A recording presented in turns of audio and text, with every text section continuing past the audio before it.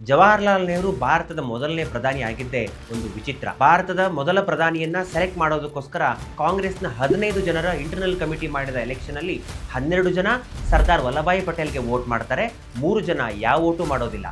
ನೆಹರುಗೆ ಒಂದು ವೋಟು ಬರದೇ ಇದ್ರೂ ಕೂಡ ಭಾರತದ ಮೊದಲ ಪ್ರಧಾನಿ ಜವಾಹರ್ಲಾಲ್ ನೆಹರು ಅವರೇ ಆಗ್ತಾರೆ. ಭಾರತದ ಸಂವಿಧಾನ ಜಾರಿಗೆ ಬಂದಿದ್ದೆ 1950ಯಲ್ಲಿ. ಅದಾದ್ಮೇಲೆ ಎಲೆಕ್ಷನ್ ಕಮಿಷನ್ ಫಾರ್ಮ್ ಆಯಿತು. ಇದರಿಂದನೇ 1947ನಲ್ಲಿ ಕಾಂಗ್ರೆಸ್ ಪ್ರೆಸಿಡೆಂಟ್ ಯಾರಾಗಿರ್ತಾರೋ ಅವರೇ ಈ 3 ವರ್ಷಗಳ ಕಾಲ ಭಾರತವನ್ನ ಆಳ್ವಿಕೆ ಮಾಡೋ ಪರಿಸ್ಥಿತಿ ಇತ್ತು.